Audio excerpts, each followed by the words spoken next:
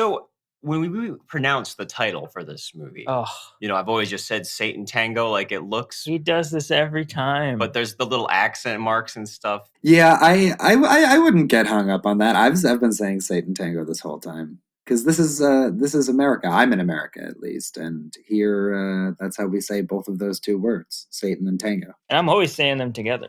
They can put as many little accent marks over the A's as they want to. It's Sátántangó. Danish people are white. I'm not worried about it.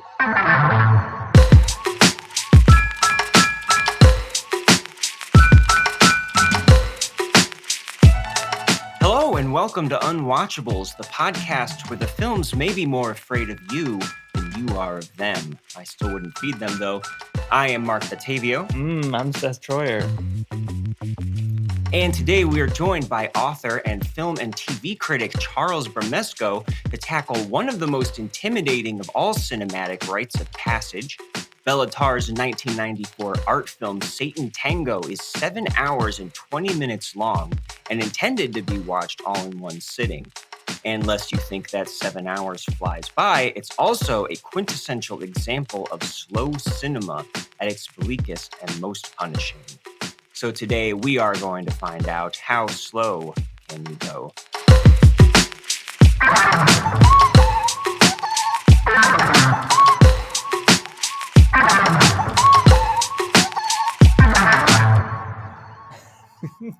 Thank you. Did you like that one, Seth? Wow. I enjoyed that. No, I think it I should love have a been- good bit of wordplay. Should have been All right. longer, though. That's my only thing.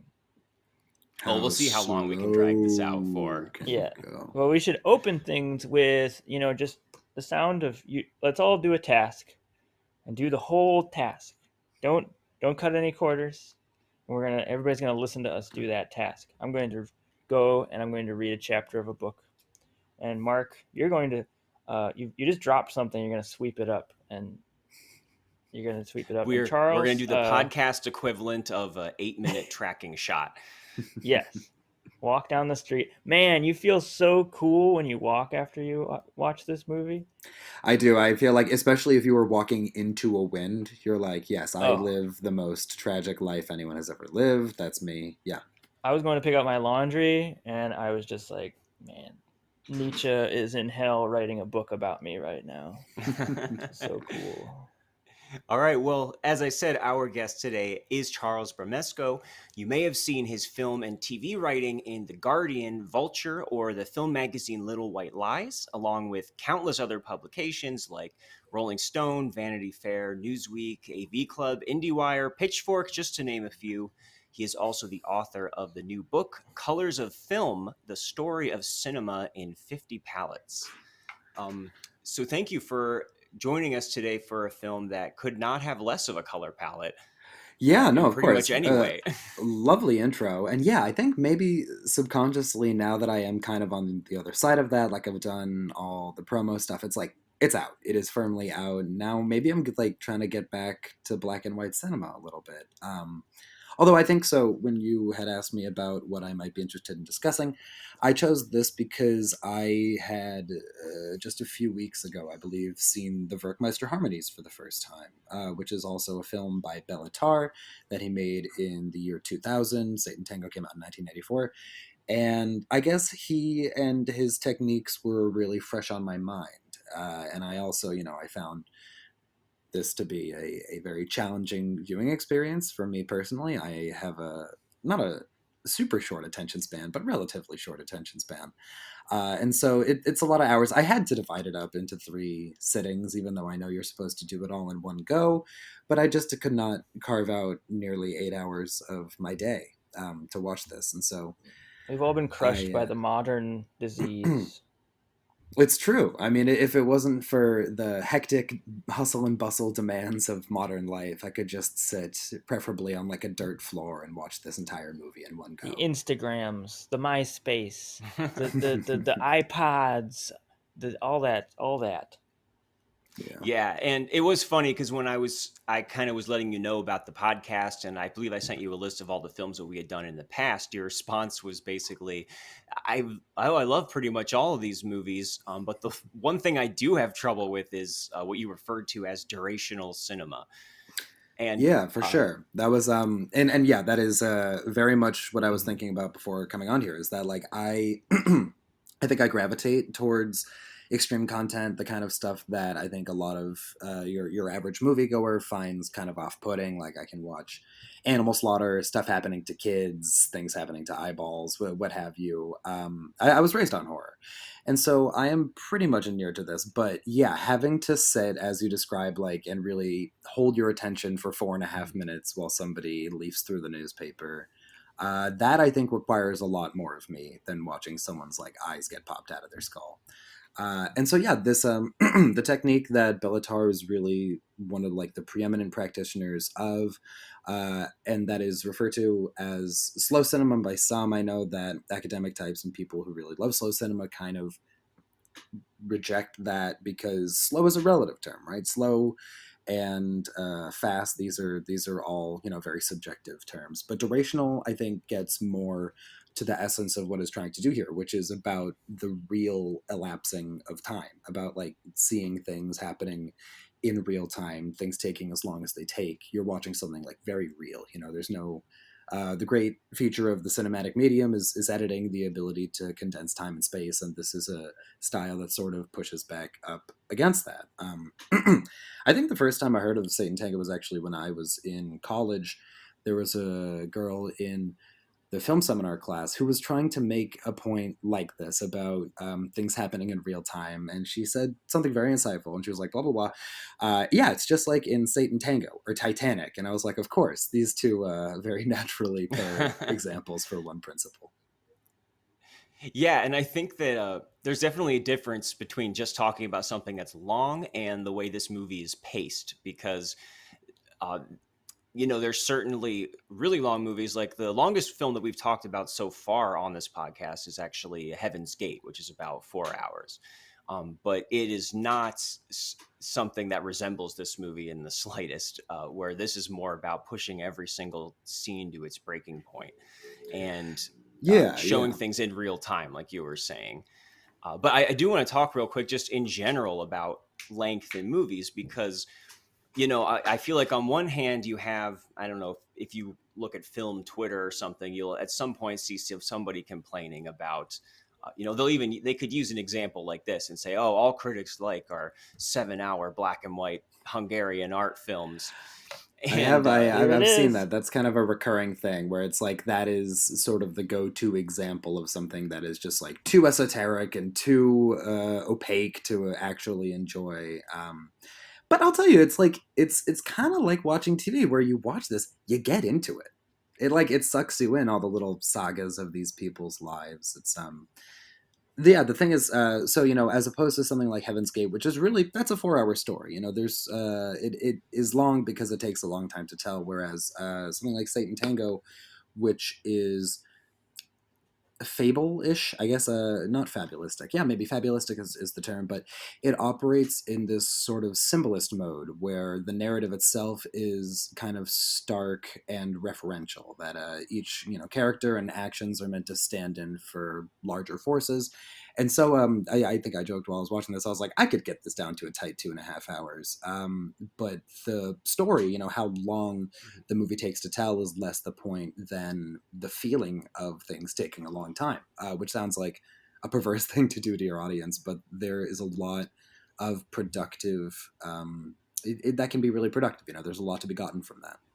It's also this exercise in adaptation, which is really interesting because it was a novel before this, and it is an adaptation. And to my knowledge, from what I've read, I've not read the novel, but it's very it's close to the novel, like as far as how the action goes, which is very interesting because like everybody's seen a million adaptations of books, Sure. but the classic thing is like you can fit sometimes 500 pages into 2 hours. And in this, it's not as you would expect it to be. Like, well, surely it must be like 1,000 pages, but it's just, I think it's like 300 pages, Sátántangó, and it's clearly an conceivably you could exercise read it in, and maybe faster than it takes yeah, to watch the movie. yeah, it's an exercise in like literal translation, literal adaptation, where I think it is like, it's one thing to read the sentence that he went, looked in the cupboard, went back out the door, came back in, and looked back in the cupboard again. A movie would cut that together really fast, but watching it here, it could be 4 or 5 minutes, Yeah, like yeah. just that you're watching, which makes it this very strange thing. Like a sentence becomes this whole like sequence. Yeah, and I guess one thing I want to emphasize, which is that as dry as some of these shots can be, they're very functional, they're very like quotidian. There are also, I think the way he builds frames, a lot of them can sustain being looked at for like 8 minutes at a time. He makes these like really harrowingly beautiful images that you do kind of like you can inhabit for a while. The thing that I kept thinking about while watching this was like drone music and how it is really just about like achieving this state and then being in that state and trying to sustain that for as long as possible. And I was not watching this in optimal conditions. I did not see this in a theater, which is I feel like definitely the way to see it. But you Someday, do, yeah. you want to get in the zone. You want to get in the zone where you really feel like you're on that frequency, the same one that Bela Tarr is on. And that's what I'm saying. I think what I find what I was really taken with about this movie, as opposed to, I think the first one I joked about in doing this, which was Andy Warhol's Empire, which is just a single static shot of the Empire State Building from like dusk to dawn. I think it's like a 12-hour movie or something. Thank you so much for not picking it. Yeah, no, I mean, even I have my limits. I have not seen it, but I get the concept of it, which is that he wants you to just be like to sit, and it is extremely meditative, where you're trying to get into that almost trance state of just feeling time pass you by, feeling it slip around you like a rock in a stream. Excuse me.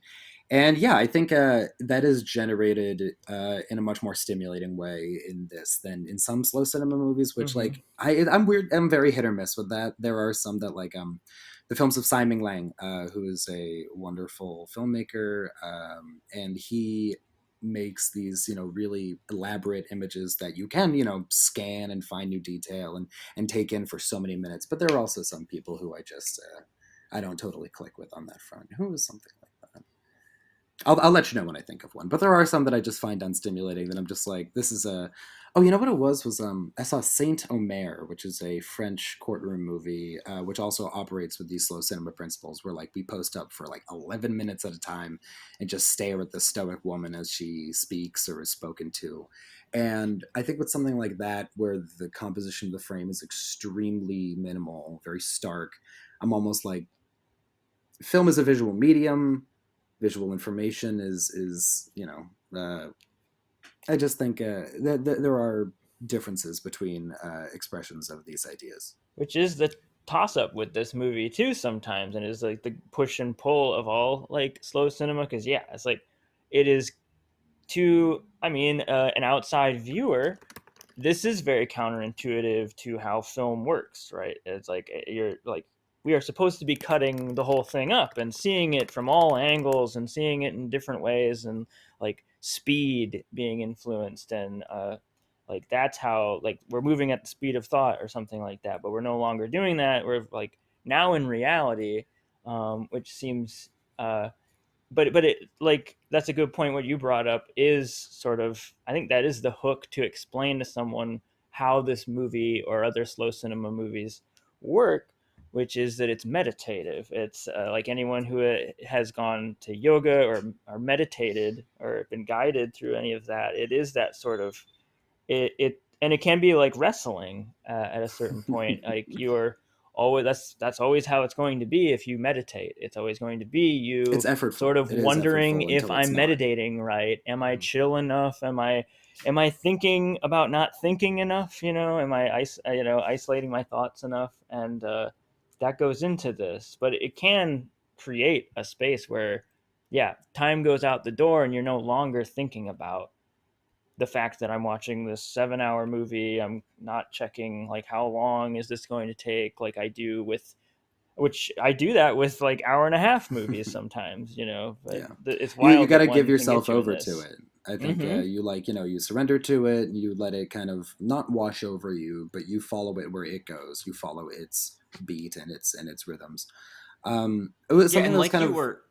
Oh, go No, ahead. I'm sorry. Go right ahead. Yeah. Oh, no, just picking up on what you were saying is that I do think it's important to acknowledge that not all slow cinema is, alike.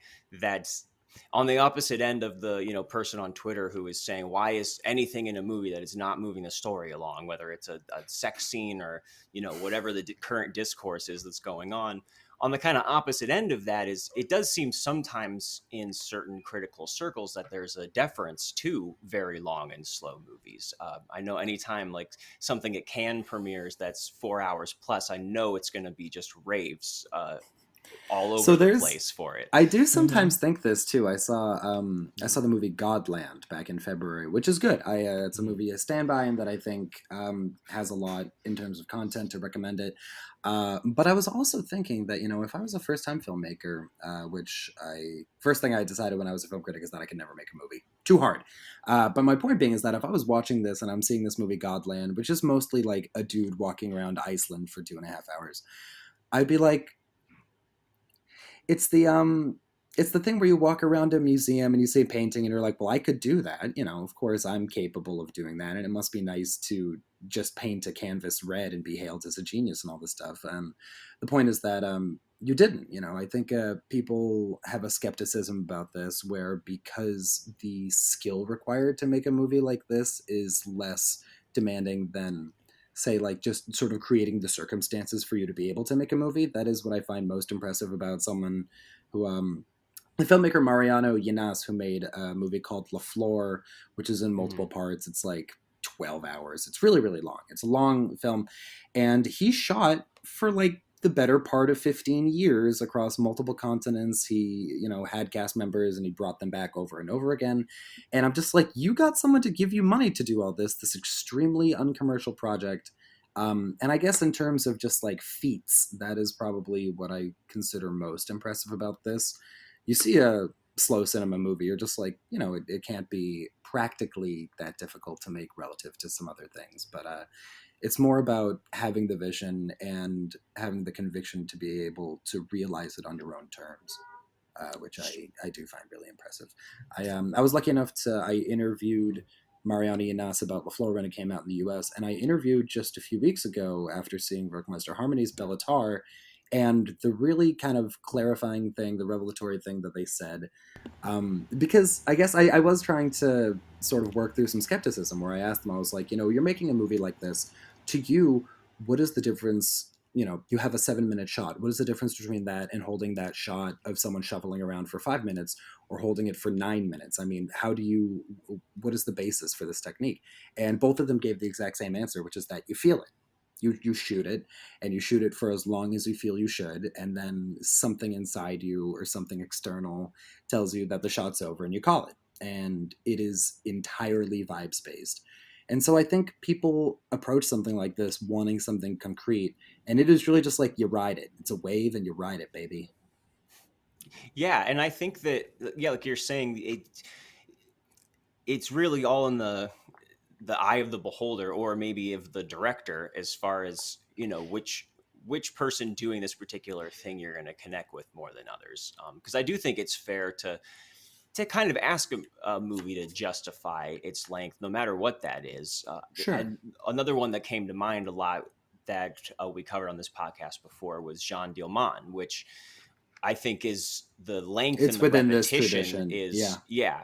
And in that movie, the length and the repetition is so intrinsic to exactly what that movie is doing, which is being a character study that gets you onto this wavelength where Yeah. you're clocking these behavioral changes, and that is the way you get insight into her if psychology. you if you're one of the 95% of all viewers that come to movies for entertainment, the idea of making a movie about boredom seems so perverse and self-defeating, but that is what is actually happening here a lot of the time, especially with Jean Dielman Mm-hmm. as the example, which is about how stifling being at home is, how stifling domestic work is.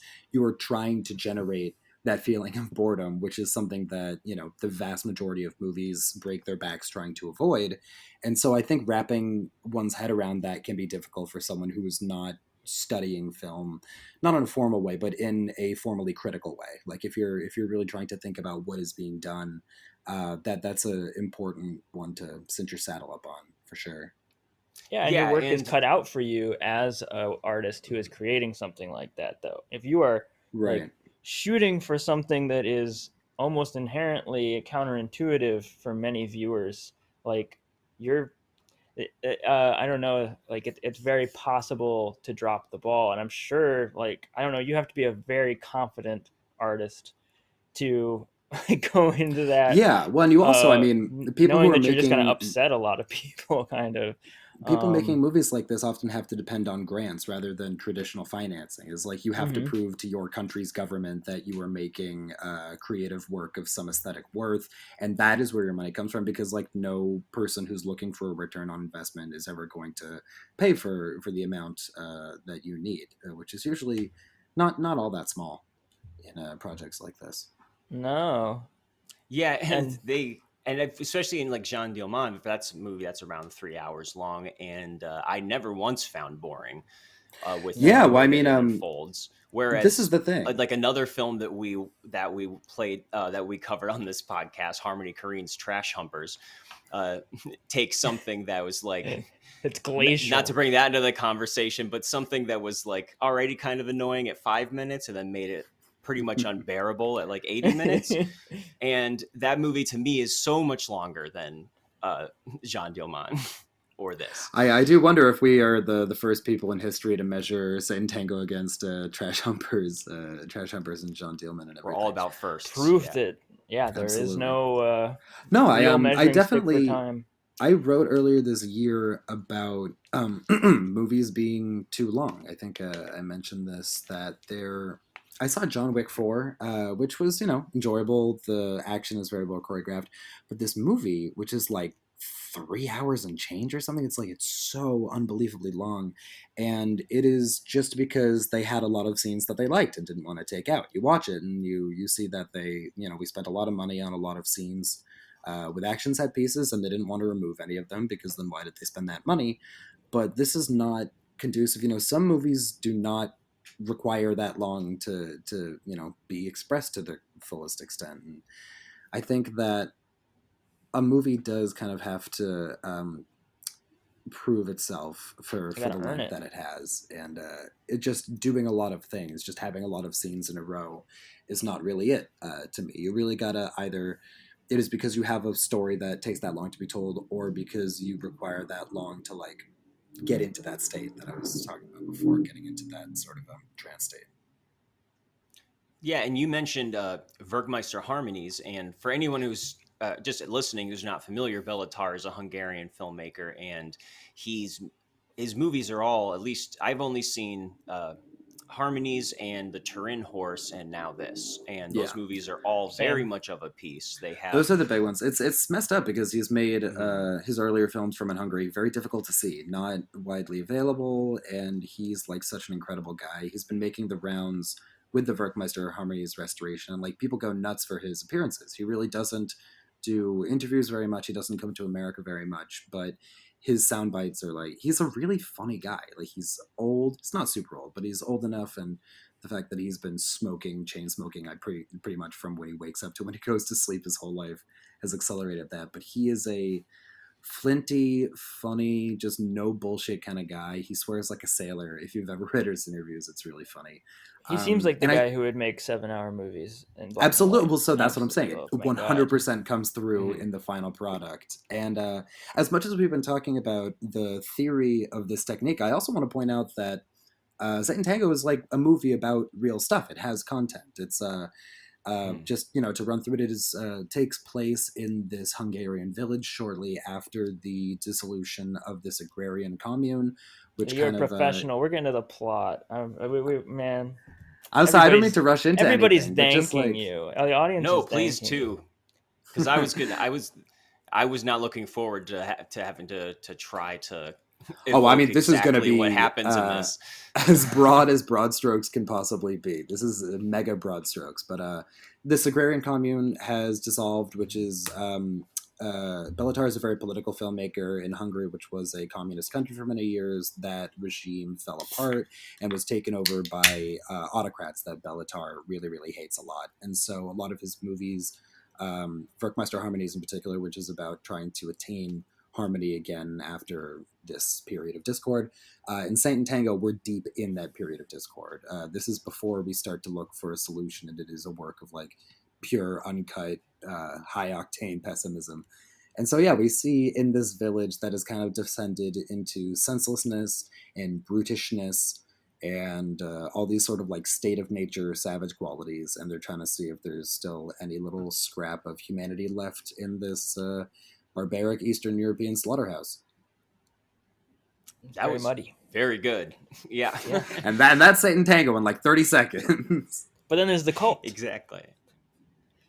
Well, yeah, so I mean, the great thing is that in a 7-hour movie, there's like a ton of subplots, and they're like, it feels like an entire miniseries or season of TV because there's a really huge ensemble cast. There are all these like, you know, it has subplots. It almost plays like TV to the extent that like Twin Peaks 3 is TV, you know, not so conventional. But the way that it thinks about narrative and plotting, I think would make a lot of sense to like a present day viewer who's raised on binge watching, because that's kind of what it demands of you. It's like, I'm going to tell you all this stuff and it takes this long.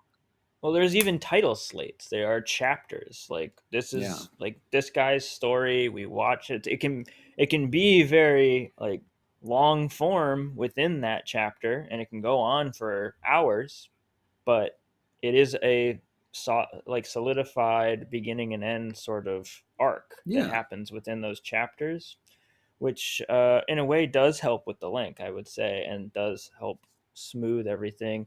Although there still is, because that's the whole thing. Bela does talk about how he's would like you to watch this all in one sitting, and that is like sort of the question that the audience is posed, is especially a Netflix audience, right? Is like, well, why the hell wouldn't they just break it up into a mini series? Like, which does strike me as like a fair critique in some ways. That like, I don't know. I sometimes play with that idea because I also watched it in 3 settings, and I also wonder if even if it was like its chapters were isolated as parts on Criterion Collection or something like that. I watched them and they were released separately, or like I could watch them in different orders and things like that. There's also another way, but instead he specifically wants it to be almost 8 hours of viewing, like consistent. I think just in terms of sensation and, you know, the experiential component, it's got to be more potent when you do it like that. You're really like, you're ground down to like nothing by the end of this day. Yes. And as much as I was, as much as I was sort of pulling my hair out at certain points, it would be sort of at the beginning or end of my viewing experience, like of the 3 parts. But there was always this middle section of my viewing experience, which was always like sort of, I'm finally in there, and I don't know, the meditation worked, the hypnosis worked or something. And it also depends on the part too, which is, it's all very complicated how I feel about this movie. Yeah. There's also, I think, to an extent, someone like Bela Tarr, in his mind, he's a filmmaker. He's like, I don't make TV. You know, TV is its own thing. I think there are some filmmakers who have a complex about being a TV director versus being a maker of films, and I don't think he's necessarily spoken about that, and he doesn't take himself too seriously, but I also think that he's like, why the fuck would I make something for TV? I don't want it to be watched on TV. He wants it to be watched in a cinema. Especially back in 1994, before absolutely. The prestige TV model had really taken off. But I mean, you can only imagine what Hungarian TV must have been like a fucking right. A miniseries would have been lost to time as far as they were concerned. It wouldn't have been worth it. Yeah. But I can speak from the front lines from this because I did watch this in one continuous sitting. You did it. Just a few bathroom breaks. I left like 3 and some change hours in. I would not recommend starting at 9 p.m. Oh my God. That was my fault. So you finished this at like 3:40 a.m. or something? Yeah, it was around 4:30 with the bathroom breaks. I'm so sorry that like I kind of brought this into all of our lives. Marc is nocturnal. He is a bat. Okay. Yeah, it actually, well, no, it is. Some of us do have a podcast co-hosts who decided they want to come over and start watching it at 9 p.m. and then leave 2.5 hours in. Uh, Well, but An interesting life. betrayal. Yeah, that's yeah, also very Satan Tango, kind of Uh, losing resolve, and yeah. yeah, it was just me failure, in the movie by just the end. failure, utter failure in the But it face of certainly life. does, and I wasn't totally sure I was going to make it through, but I did push through, and I got to say, I mean, it really does seem like at least splitting it into two viewings would probably be ideal. That would certainly still feel like a Just in lot terms of of like what time. I'm internalizing, at least, I think if I give myself a little time to refresh, I'm gonna get more from it. Yes, because it is a lot, and it does start to become numbing as it goes. And by the time it's hour 4, 5, 6, 7, that it is a lot of slow cinema together. And I think that's a valid argument you can make about this movie is what does in the end, if you watch it that way, at least does it start to actually dull the impact rather than Right. immerse you. If anything, my eyes are tired. Like, regardless of Yeah, how yeah. amazing whatever is happening on the screen, it's like after 4 hours, like I'm tired of looking at the same thing. I'm tired of staying in the same place. It's like Like, I think no you matter know? how actively entertaining I find something at that length, at that amount of time, I will start to break down. I wrote something years ago about watching Joe Dante's The Movie Orgy, which is I think 6 hours, and it's all just it's compilations of archival footage from like TV. It's collage. It's basically just a clip collage, and I really enjoyed it. It's hysterical. It's so good and so cool. But I did start to be like, what planet am I on? Who am I? How old am I? What's going Right. on? And yeah, I mean that's Yeah. that's inevitable regardless of what I'm seeing. I feel like at There's somewhere around the 5 hour mark.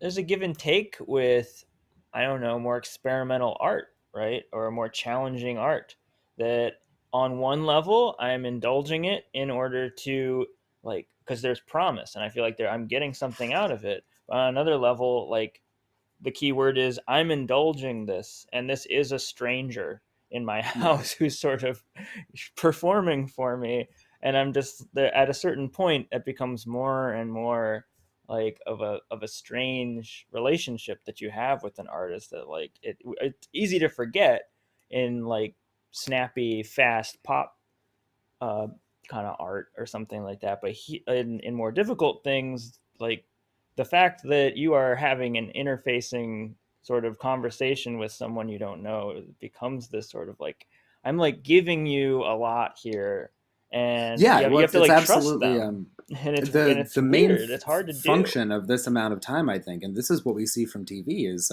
familiarity. You can build real familiarity with the characters in the film, but I think in this one you build that familiarity with Bela Tarr himself. Like you start to see his sensibility come through in the things he finds funny, in the things he finds alarming, in the images that he gravitates towards. As you mentioned, like yeah, there's multiple shots of people walking toward you on the street or away from you on the street. And so yeah, it's that over time. This is the same thing I felt like when I saw the Beatles documentary that everyone was watching last year, maybe the year before. Get But back. just like you hang out with people long enough, you start to take a shine to them. I don't know what it is. I watch Love Island. Are you familiar with this television program? Yes. Terrific show, by the way. It's kind of the Satan Tango of British people dating. But Oh, no, Oh, God help us. I started watching this last summer. I came back from a trip, and my fiance was watching it. And she was like, "You have to. This is who we are now." And I started watching it to be a good sport, and I developed really strong investments in these people in such a short amount of time. Mhm. And you spend hours and hours with them. It's an hour every night television show, and these people who I know for a fact that if I met them in the world in a real way, because they're like Jersey Shore people, they are all shiny and taut and beautiful and stupid. And I know if I met them, we would not have anything in common, but I would like lay down my life for these people just from it's the familiarity that is bred over time. This is people who like sports. I'm not a big sports person, but I hear that people who like sports, this is what they like about it too. They're like, I can watch this, first baseman do baseball for 10 years, now 15 that's years. And slow cinema. Yeah. Oh my God. Ooh, let's get this started. And this does have a lot more story than I was expecting going in, because I really didn't know anything about it, and it is divided into 12 chapters, which I guess is supposed to actually be reflecting a waltz, in that 6 steps forward and 6 steps back is something Oh. the structure, which makes sense because a lot of the parts do circle back to show things that already happened from a different perspective. Right. And that's exactly how the book is divided up apparently as well.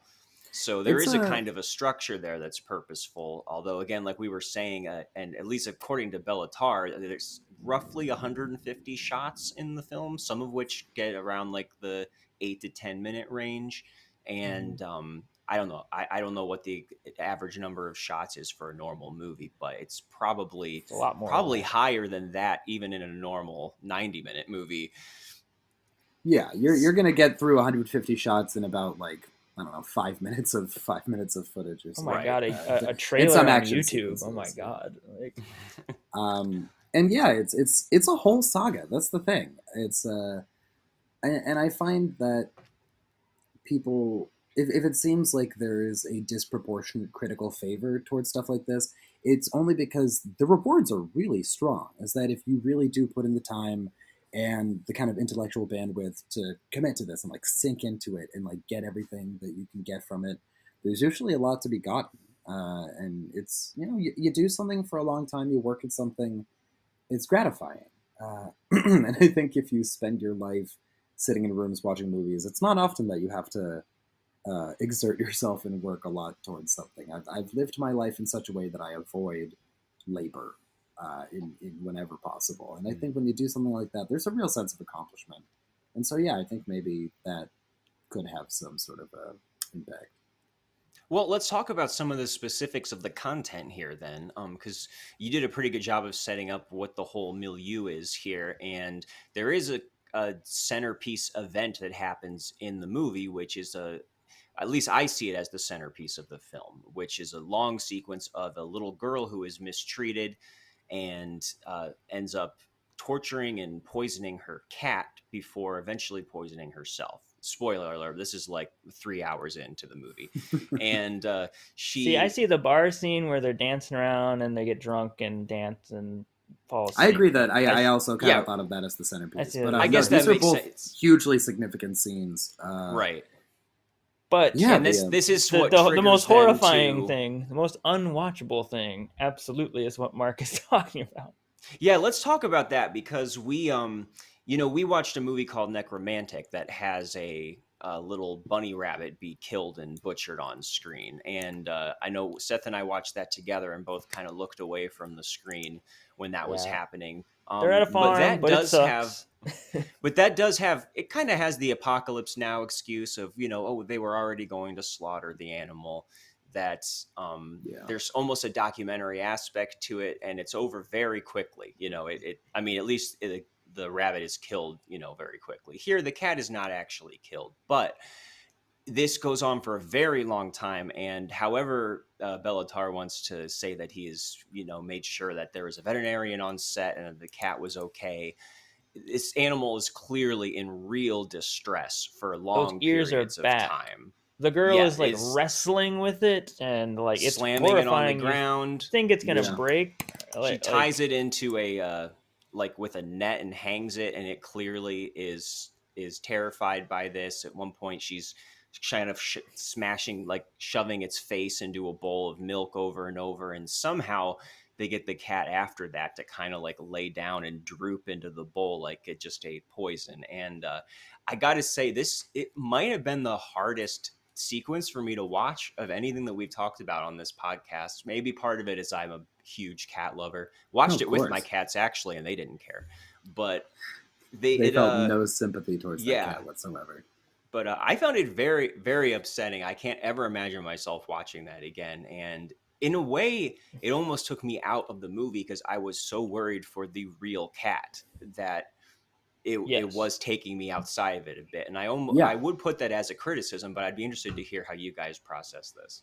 I mean, this is my second time watching the movie, so I scrubbed the hell out of it. And I had at least I I haven't seen this in a theater setting, which once again would be rubber hitting the road in one way or the other for me, which either like me just having an LSD trip of a time possibly that you could believe of like watching this in one sitting how it's supposed to be watched, or I hit the cat scene and I don't have like the internet at my disposal to immediately like try and research something, which I did the first time I saw it. I like paused it. I was like, what's happening? What is this? What I need to I'm not going to finish this if like I know that there's a cat that's been killed for this movie or harmed for this movie.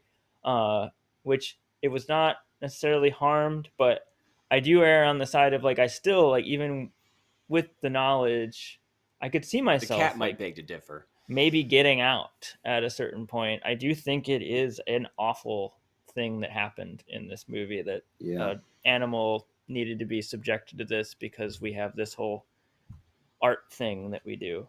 I mean, that scene, I think, with stuff like that, maybe almost as a defensive measure on my own part, I always try to think about it analytically. I'm like, now, why would he be doing this? Why would he want us to see this? And I guess I thought about it in almost like semiotic terms, and I'm just like, what are we looking at, and what does it signify?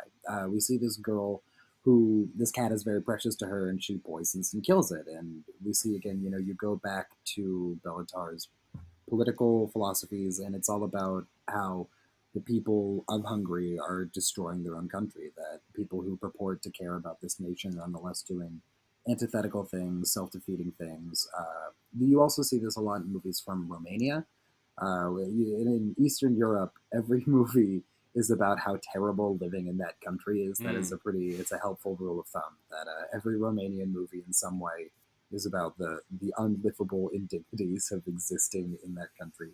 There's a great movie that came out a couple years ago called Intragalde, which is about in Transylvania and Romania, some people's car gets stuck, and the people who they're trying to get it out and fix it, they just keep making things worse and worse for themselves. And I guess I started to sort of create some distance between the cat death scene in the Sátántangó, this movie, and myself by thinking of it in those same terms, that this is about commentary. As much as this is a really intimate scene and the emotional content is so strong, I think thinking about it as commentary maybe helps me inure myself a little bit.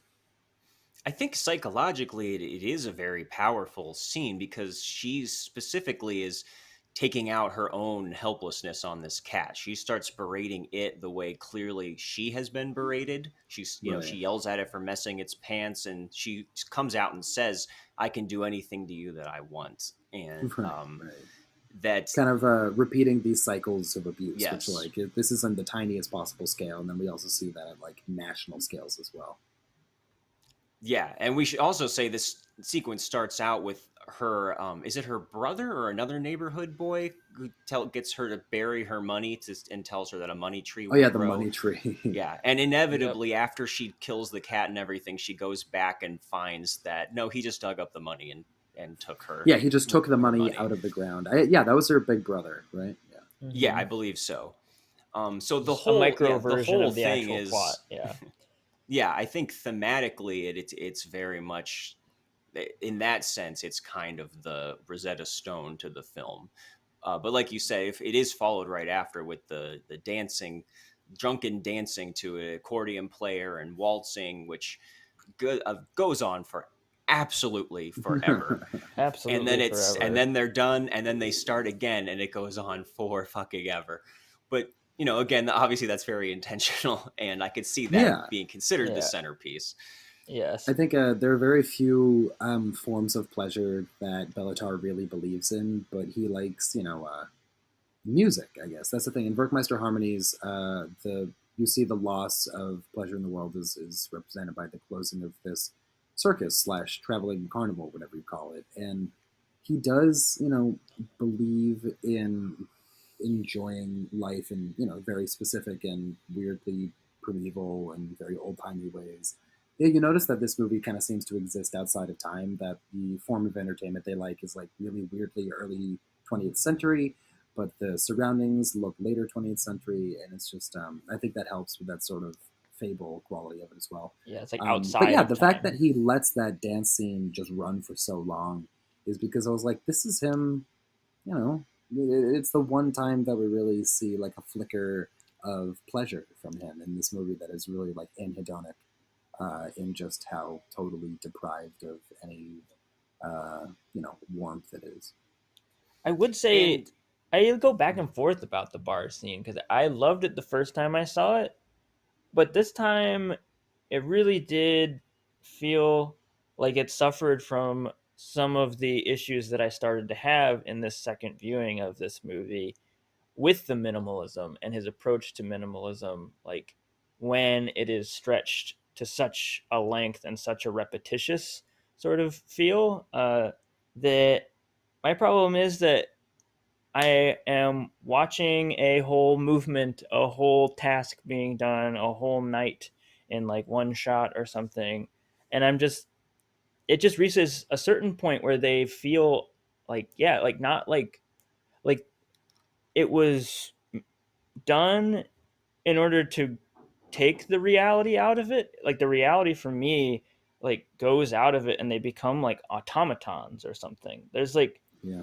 almost like he's telling them not to improvise at a certain point because there is just so much nothing happening and so much just like repetitious nature, like these strange stilted scenes that like he just needs to fill them with more and more silence and more repetition rather than how something I think like something that's too much in the other direction is like Cassavetes, where he's just like everybody in the room is like, "Hey, what if I picked up this thing and threw it over at you?" And what if I had this monologue out of nowhere and stuff? There's just like constant, constant, constant. This seems the other direction where he's.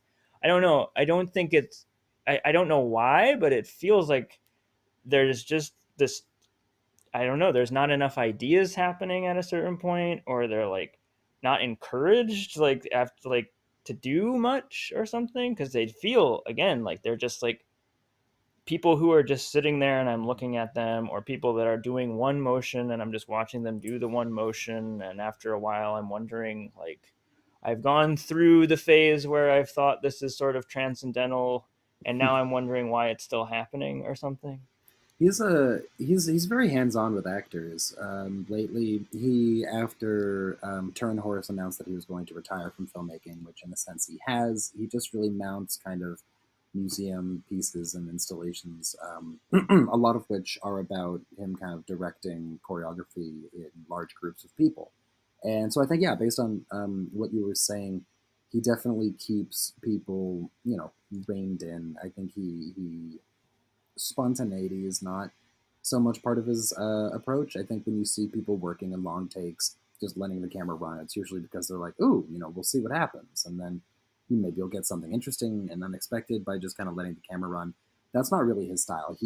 When he runs something, he wants to know exactly what he's going to see, how it's going to work, how it's going to move. Yeah. He seems yeah, like and I self-editing actually almost to the point where he's like thrown the page away or something where it's like now there's like nothing. Like you got rid of a bunch of the shit that is maybe manipulative or in other movies or unrealistic in other movies, but now it feels like you've gotten rid of like everything. So now what is happening kind of at a certain point?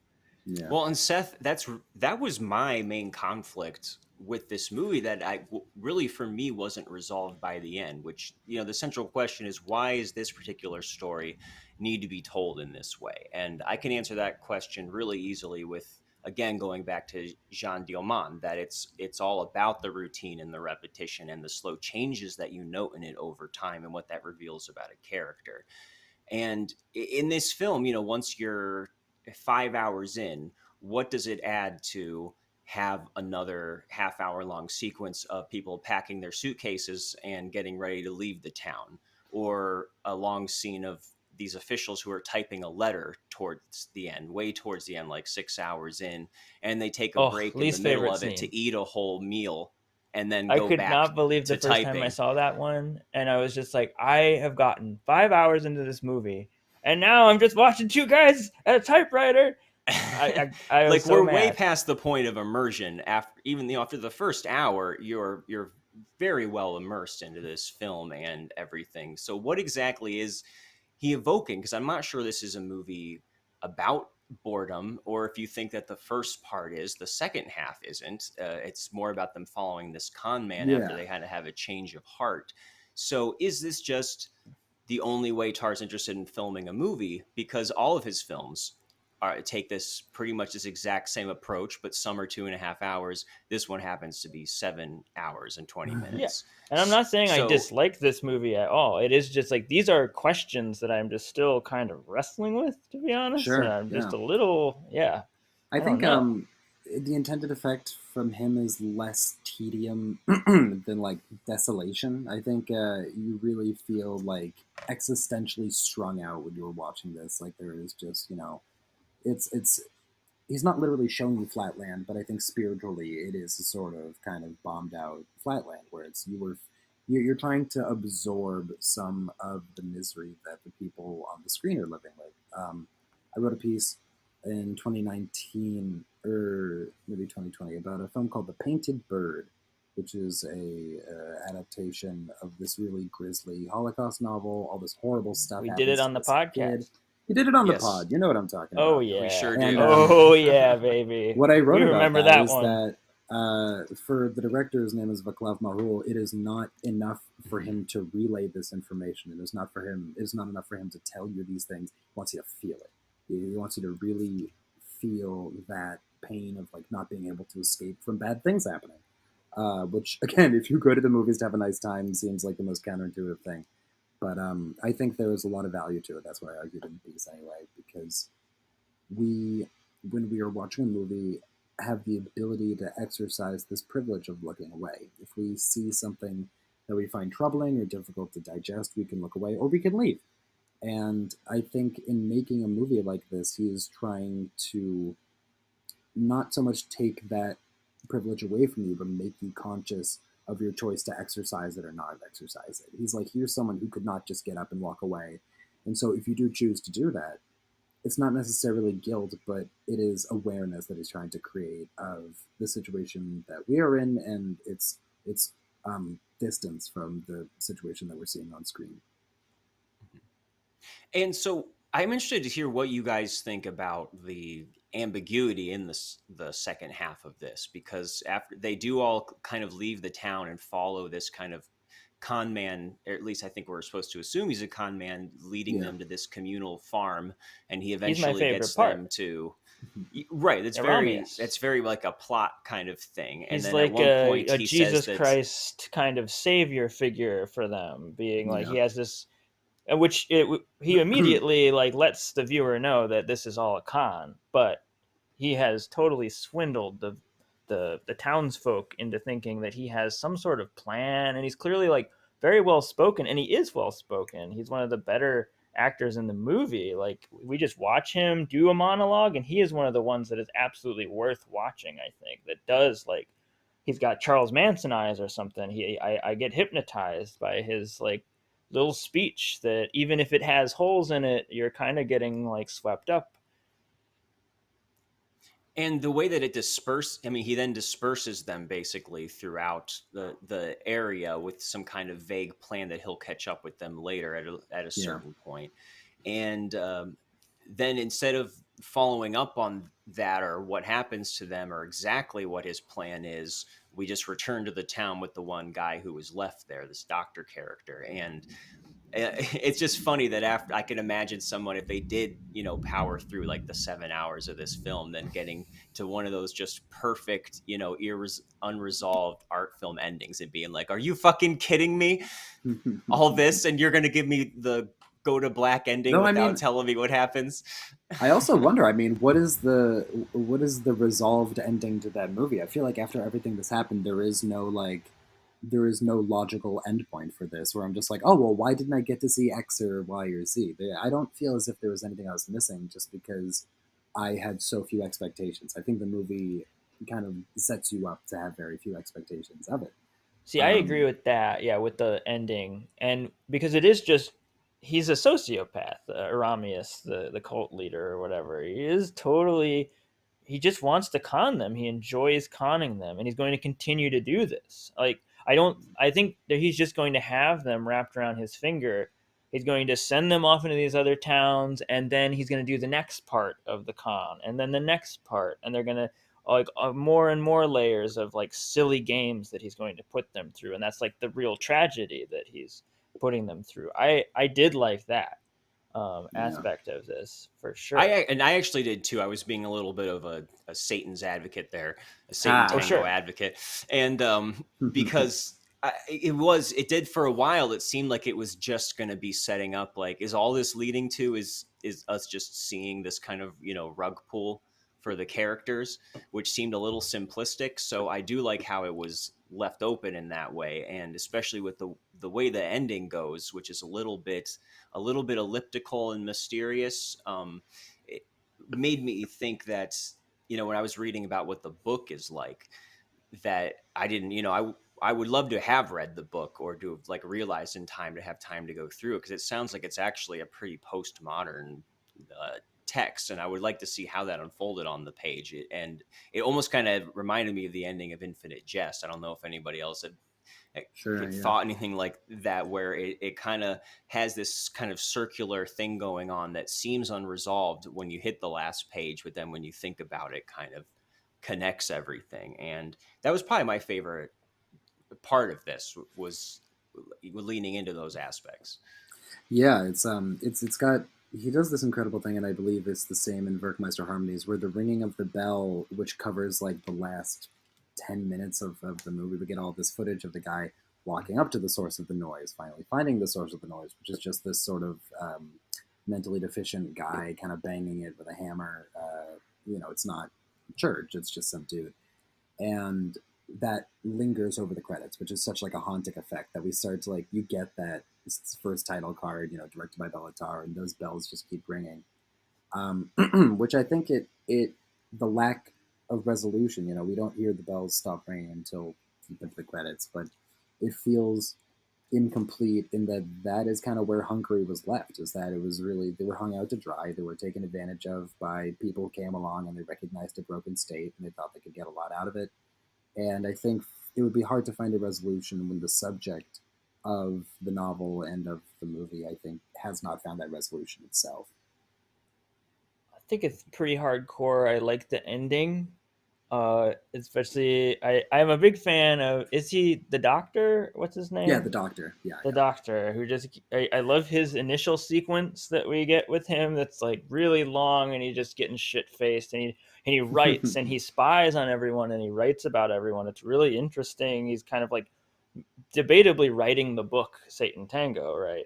And he goes on this whole journey, but we return to him, and he just starts boarding up his house in darkness, which is pretty seems pretty par for the course for Bela Tarr. It's just pretty brutal. He's gonna just be in darkness and I guess just starve to death while he drinks himself to doom. But I just am always amazed that even the most like out there, like next level experimental artists, they still like, I feel like everybody's got the hard on for the elliptical circular, like here we go again ending. Like they just love that. I'm just always amazed that. Well, I mean, it's not as hokey as like a horror like, movie that does like the end ... question mark. I think just this one, at least this one earns that move. Though. Yeah, I think it earns it. It's very cool, but I'm just amazed at just like like the same. They all agree, like the R.L. Stein book and a Bela Tarr movie can shake hands there. That like that, I can't think of how to really end this, but it's a great way to end it. Is just the end is the beginning is the end. Well, I will say that I know you're probably itching to get back into Tar World, but Werkmeister Harmonies does have a much more decisive ending. I love Werkmeister Harmonies. That's my favorite one. Yeah. And I don't. That's a decisive ending. I just find it funny. I just find it funny. That, sure.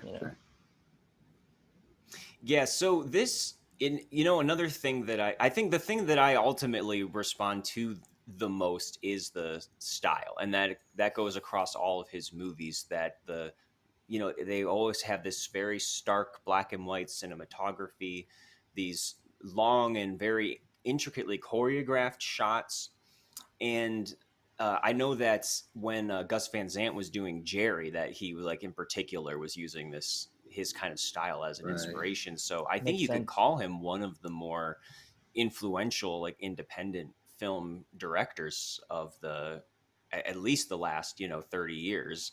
Absolutely, yeah. And He's very respected. He's very esteemed.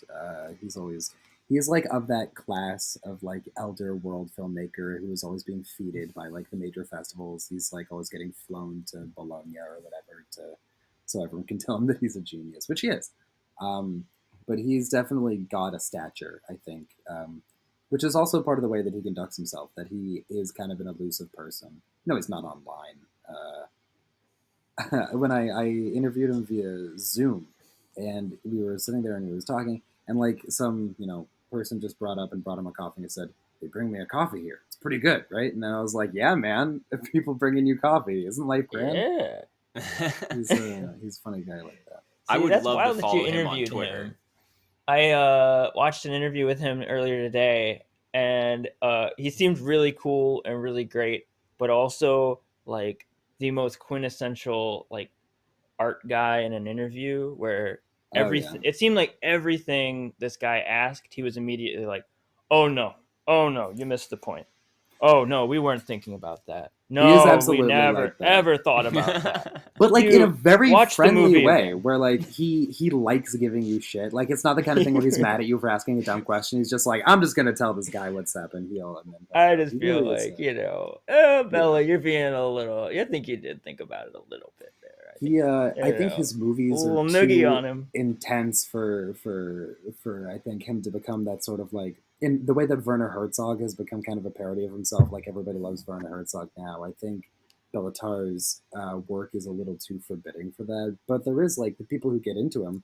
He's Papa Bela. He's your cantankerous granddad who makes incredibly long, bleak art films. Totally. I was thinking about like the music of Swans, the band Swans. Oh yeah, him Oh, and yeah. Michael Gira probably get yogurt, like fancy I yogurt could together imagine all the that. time. But I remember that, like, in one of their albums, they brought in someone, and they were just like, "How long can you sustain a note with your voice? How long do you think you can hold like a low D?" And they're like, "I don't know." And so they just made this singer.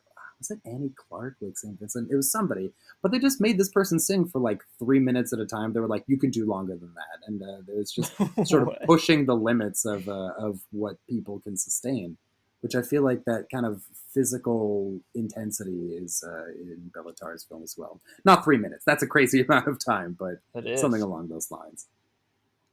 Yeah, it's funny he would be so cagey about a lot of the intention, because when I was watching his other movies too, I felt that as much as I loved his how evocative his style was and how he just creates these haunted worlds. Sometimes the characters would start talking, and I don't know. I found the philosophizing a little bit kind of too blatant or overbearing, and I think it's mostly kept horse. to yeah. There's one scene in particular on the Turin horse that where a guy just goes on and on about things, and he does have a tendency sometimes to really foreground like the symbolism and the big metaphors and themes, which that might just depend on your particular taste about how well you like those things to be kind of insisted on.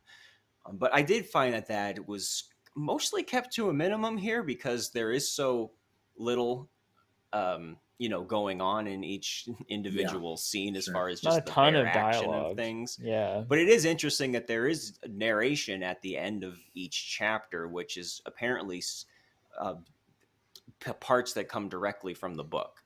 And I know it's always kind of funny to hear that drop in all of a sudden, like, oh, now you want to explain and give us interior monologue, like a little bit of a taste after all of this minimalism. But there is this really nice little section after that, the long dancing, waltzing scene, where he describes like a spider coming out and spinning webs over all of the sleeping people, and Love it. Love all the the way spider that's stuff. right, and how that kind of like forms these vibrations that remind him that everything is connected. And I was like, oh, that's interesting. Yeah. Which was there cool, was really but also no way like to put kind of that. There was no way to bring that across really without just quoting it from the text, and it just makes me wonder what all was going on in the book that he didn't really find a visual analog for in this movie. ooh, the That spider thing. Yeah, that's right. I love Yeah. that, but I also was kind of like similar to the turn horse speech. I was just like, I can look at the spiders and I can like watch this movie and realize any movie with an ensemble like probably has something to do with like interconnectedness. And it's like I just like thought again it was a little beneath Bela to be like, and I am creating something that is about connections. And I'm like, I know, I know. Right. Or like I figured there was more going on than that, and I know there's more going on than that. So I don't know, like. well, that's all the stuff to argue over, really. And I think it kind of is something you could apply over all of his films. So however you feel about any one of his films is probably how you'll feel to some extent about all the rest of them. I don't know if that holds the same for you guys, but I can kind of copy and paste my feelings about what his strengths and things I don't respond to across all the films I've seen by him, but they're just amplified, by times 3 or 4 with this one. I am trying to. There is something I'm trying to find that is germane to what we were talking about. Oh, sure. Well, hey. Okay, so yes, it was. This is what I was looking for. So, Werkmeister Harmonies played at the Toronto International Film Festival in the year 2000, and Bela Tarr was on site to talk about it. And this is a film critic. If you go to a public screening of a Bela Tarr film, you will hear a film critic saying this out loud. But there was a guy at the Q&A right after the movie. Bela Tarr gets up there. The first guy, he takes the mic and he goes, "Where's the hope, Bela? Where's the hope?" And that is the note that I would like to leave us on. Oh my god, that's so Where's funny. the hope? Where is it, Bela? Yeah. Oh man. See, my thing is that I like the Turin horse. I like Workmeister.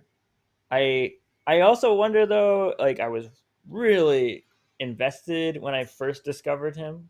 I'm curious to go back. It was also the dark days of shutdown COVID, which was the perfect time to get into this guy. I watched Sátántangó. I read Gravity's Rainbow. I did a bunch of things that I would never probably do outside of being shut down and not having anything to do.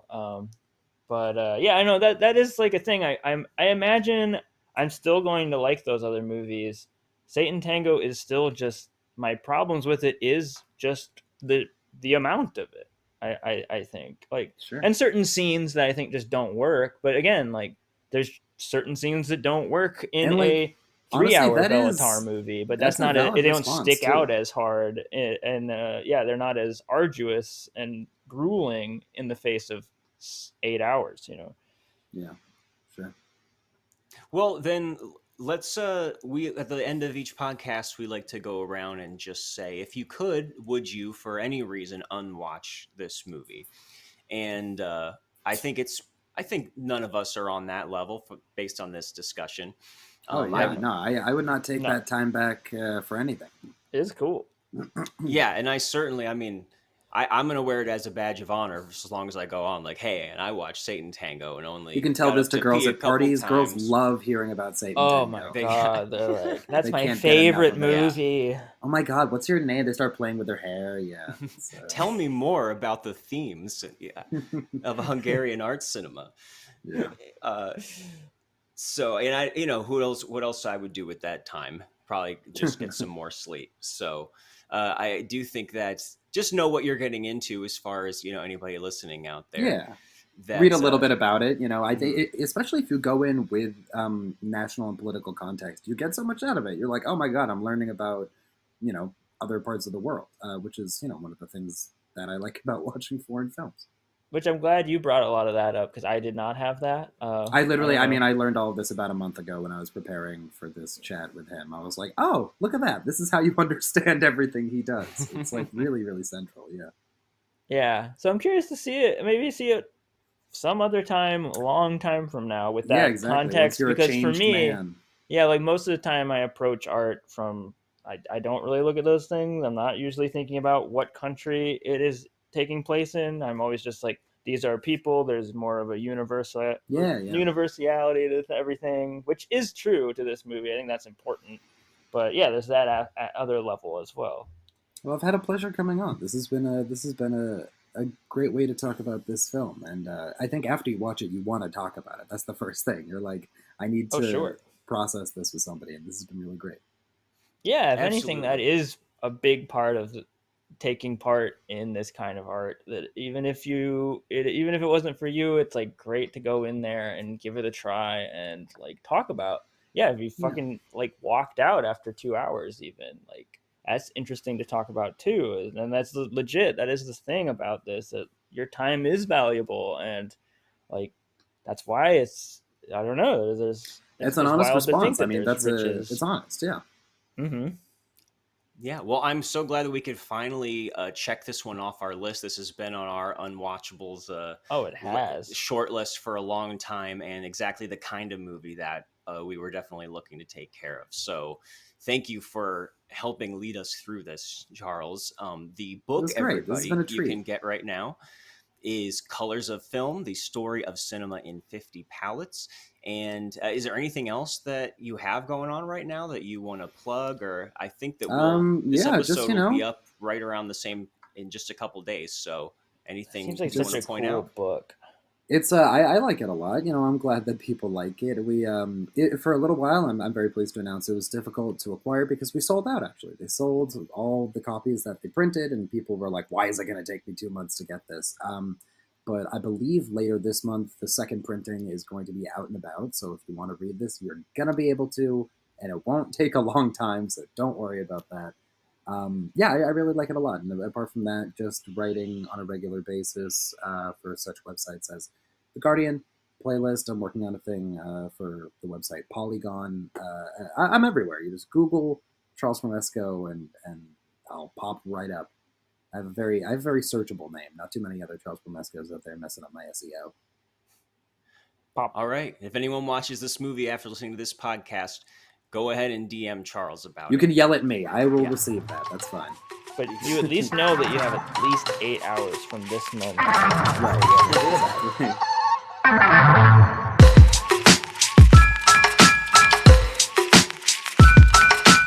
Unwatchables is produced by Tony Scarpitti, hosted by me, Marc Dottavio, and Seth Troyer, with artwork by Micah Kraus. You can find Seth and I on Letterboxd under Marc Dottavio and Sloth Troyer. You can also check us out at unwatchablespod.com for links to our Twitter and Instagram, or support us on Patreon for bonus content and to have a say in what we watch. Thanks for listening.